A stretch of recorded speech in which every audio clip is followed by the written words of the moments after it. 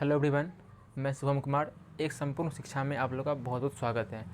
आज हम लोग बिहार पुलिस का तीसरा क्लास देखेंगे और हम लोग का दूसरा क्लास, इससे पहले 2 क्लास हो चुका है जो मोस्ट इम्पॉर्टेंट क्लास है, और उसमें हम लोग हिस्ट्री का सेक्शन देख रहे थे, इतिहास का, और 2 क्लास उसमें हो चुका है।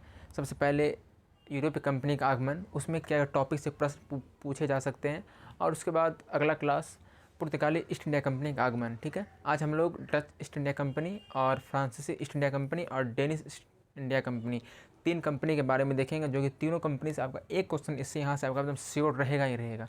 ठीक है, इसमें से जो भी हो, लेकिन एक क्वेश्चन आपका श्योर रहेगा। ठीक है, तो आप लोग चलिए इसको देखिए। सबसे पहले आप लोग इसका स्क्रीनशॉट ले सकते हैं, स्क्रीनशॉट ले लीजिए, फिर आप लोग इस वीडियो को समझिए। ठीक है, समझने के बाद फिर ये आपको समझ में आएगा कि ये क्या लिखा हुआ है। ठीक है, तो चलिए अब हम लोग सबसे पहले देखते हैं डच ईस्ट इंडिया कंपनी। ठीक है, डच ईस्ट इंडिया कंपनी के बारे में देखते हैं। डच हॉलैंड या नीदरलैंड के निवासी थे। ठीक है, डच हॉलैंड या नीदरलैंड के निवासी थे, और ये 1595 में, ठीक है, 1595 यानी कि 1595 पहला डच नागरिक कौन था? Carnelian Houtman. ठीक है, कार्नेलियन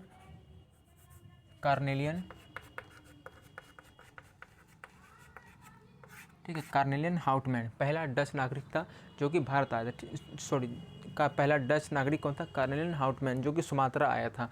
लेकिन आप लोग ये समझ में नहीं कि सुमात्रा क्या है। सुमात्रा एक देश का नाम था जो कि वर्तमान में इंडोनेशिया के नाम से जाना जाता है। ठीक है, वर्तमान में ये इंडोनेशिया के नाम से जाना जाता है। ठीक है, और भारत में यूरोपीय कंपनी का आगमन क्यों हुआ था? मसाला के व्यापार के लिए अत्यधिक मात्रा में, क्योंकि भारत में मसाला की खेती होती थी, इस कारण से कि वो ठंडा प्रदेश था। ये सब हमारा हो चुका है, तो हम लोग शॉर्टकट में निकलते हैं। ठीक है, जिसे ये समझ में नहीं आ रहा वो पहला और दूसरा क्लास जरूर देखें, लिंक डिस्क्रिप्शन में है। ठीक है, तो इन्होंने क्या किया, मसाला से अधिक सूती वस्त्र पर ज़्यादा फोकस किया, क्योंकि मसाला के लिए पुर्तगाली कंपनी था और भी कंपनी था ये मसाला के लिए, तो इन्होंने क्या किया कि सूती वस्त्र पर अधिक बल दिया। ठीक है, अब देखिए भारत में वस्त्र निर्यात का ये, भारत में अगर वस्त्र निर्यात का अगर बात करते हैं तो वो आपका डच ईस्ट इंडिया कंपनी ही आएगा, क्योंकि इन्होंने ही वस्त्र पर अधिक फोकस किया और उसके बाद वस्त्र का निर्यात भी यहाँ से स्टार्ट किया।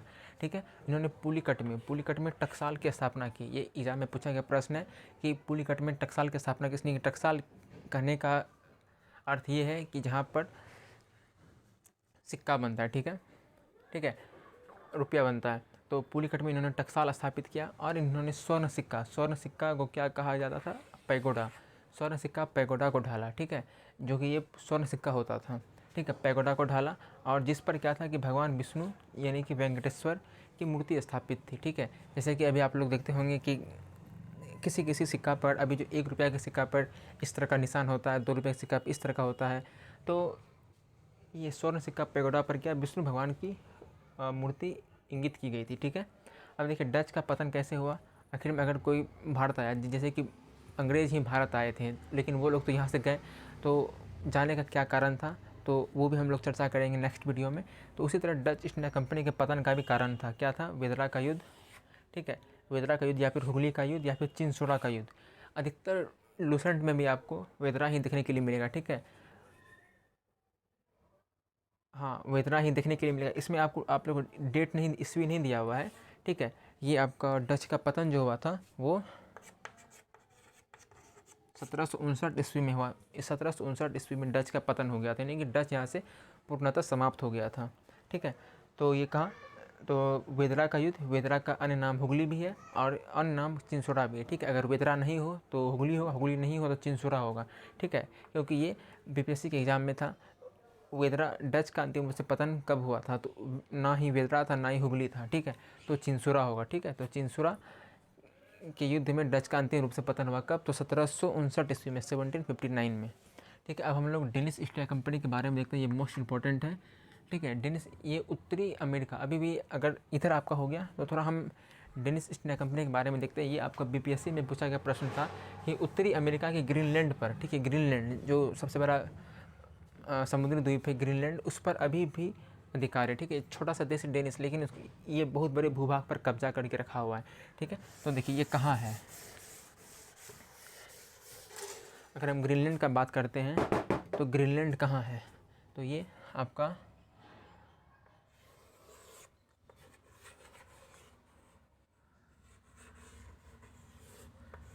अमेरिका हो गया। ठीक है, ये आपका अमेरिका।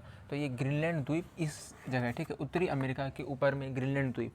और तो इस पर अभी भी इसका डेनिस का कब्जा है, डेनिस का कब्जा है, डेनिस या डेनमार्क का, ठीक है। ये बीपीएससी में पूछा गया प्रश्न था, तो ये प्रश्न इम्पोर्टेंट है, ठीक है।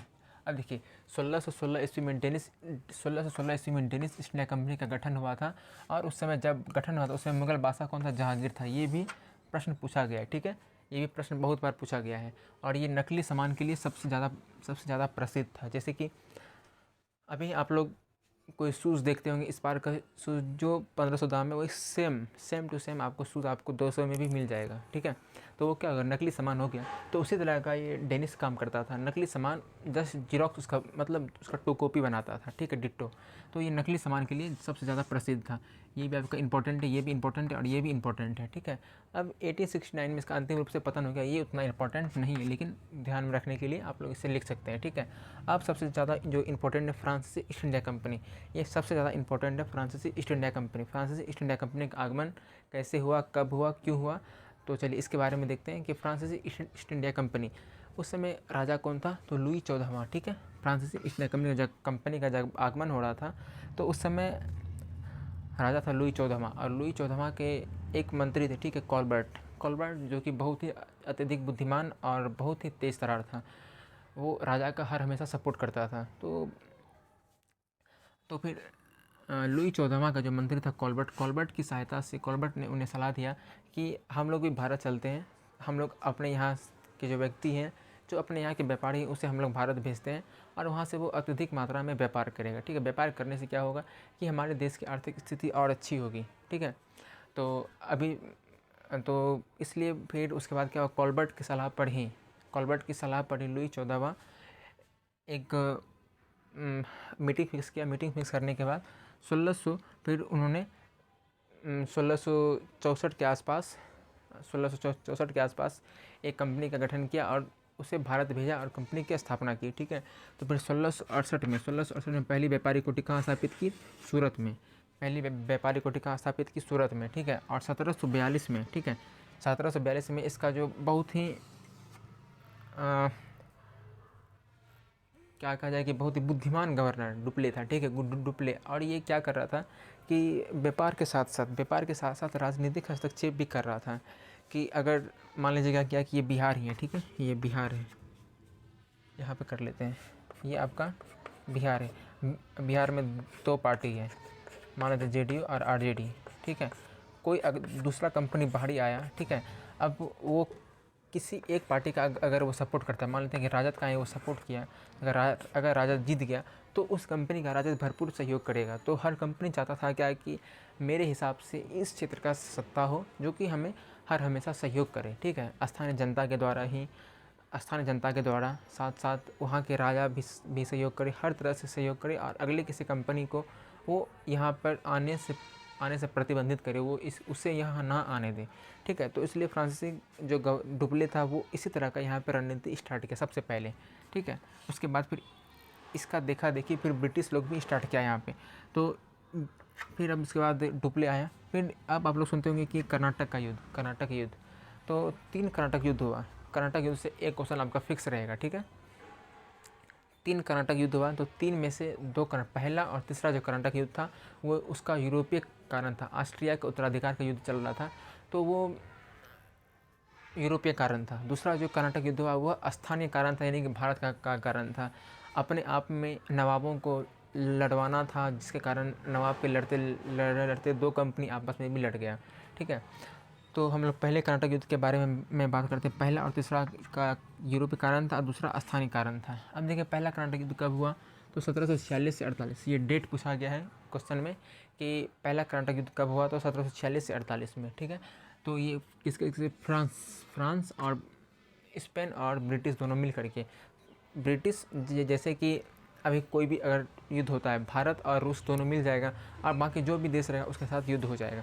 तो उसी तरह से इंग्लैंड और स्पेन दोनों मिल गया और फ्रांस के साथ युद्ध हुआ, ठीक है। युद्ध का क्या कारण था कि पहले से वहाँ युद्ध चल रहा था, ठीक है, फ्रांस में। जब भारत में युद्ध हुआ तो फ्रांसीसी जहाज़, ठीक है, फ्रांसीसी जहाज़ जब समुद्र में जा रहे थे तो अंग्रेज़ अधिकारी कैप्टन बर्नेट ने इस जहाज़ को डुबा दिया। इस जहाज़ को डुबाने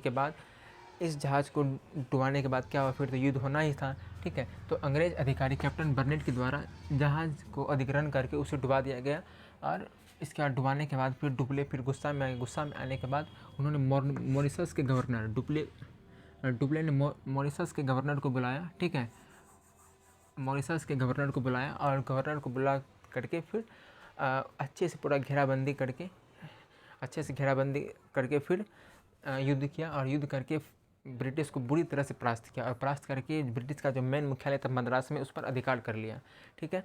अधिकार कर लिया। इसके बाद फिर ये युद्ध हुआ। फिर युद्ध जब होता है तो फिर लास्ट में कोई न कोई एक संधि के तहत युद्ध की समाप्ति होती है। फिर कौन सी युद्ध की समाप्ति हुई, मोस्ट इंपॉर्टेंट प्रश्न है ये प्रश्न बहुत बार पूछा गया है, ठीक है। तो ये प्रथम कर्नाटक युद्ध की समाप्ति ये एला-सेप्पल की संधि के तहत हुआ, ठीक है।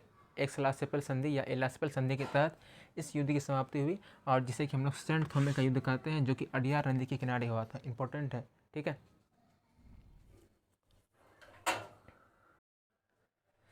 फिर इसके बाद सेंट थोमे का युद्ध हुआ। फिर एक्स-ला-सेप्पल की संधि के तहत इस युद्ध की समाप्ति हुई। फिर दूसरा कर्नाटक युद्ध 1749 से 54 हुआ, ठीक है।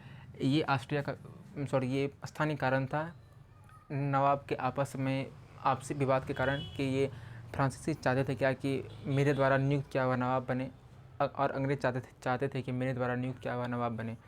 तो इसके तहत दूसरा संधि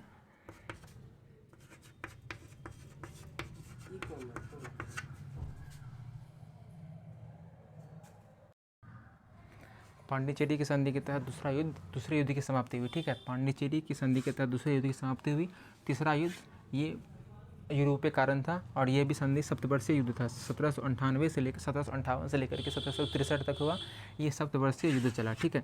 और ये जो फ्रांसीसी गवर्नर लाली के द्वारा मद्रास पर हमला कर दिया गया बिना बेवजह का, जिसके कारण लाली को, जब ये युद्ध हुआ तो फ्रांसी बुरी तरह परास्त हो गया, और लाली को फ्रांस में जाकर के फांसी की सज़ा दी गई और लाली की मृत्यु हो गई, ठीक है। इसके बाद तीसरा युद्ध का जो समाप्ति हुआ वो यहाँ पे नहीं दिया हुआ है, ठीक है। तीसरा ये पेरिस की संधि के तहत इस युद्ध की समाप्ति हुई, ठीक है। पहला कर्नाटक युद्ध, एक्स-ला-सेप्पल की संधि, दूसरा पांडिचेरी, तीसरा पेरिस की संधि के तहत ये इस युद्ध की समाप्ति हुई, ठीक है। अब 1750 तक फ्रांसीसी चंद्रनगढ़ में रह रहे थे। 1750 के बाद भारत सरकार ने फ्रांसीसी को यहाँ से भगा दिया, और 1750 के बाद चंद्रनगढ़ पर भारत का कब्जा हो गया, और इसके बाद भारतीय लोग रहने लगे, ठीक है। तो इस तरह से हम लोग का डच ईस्ट इंडिया कंपनी और डेनिश और फ्रांसीसी ये तीनों कंप्लीट हो गया। और अगले नेक्स्ट क्लास में हम लोग ब्रिटिश ईस्ट इंडिया कंपनी को पूरा कंप्लीट करेंगे। इसके बाद हम लोग प्लासी और बक्सर के युद्ध को देखेंगे, ठीक है। अगर वीडियो आप लोग को अच्छा लगा हो प्लीज़ लाइक और सब्सक्राइब जरूर कीजिएगा। धन्यवाद।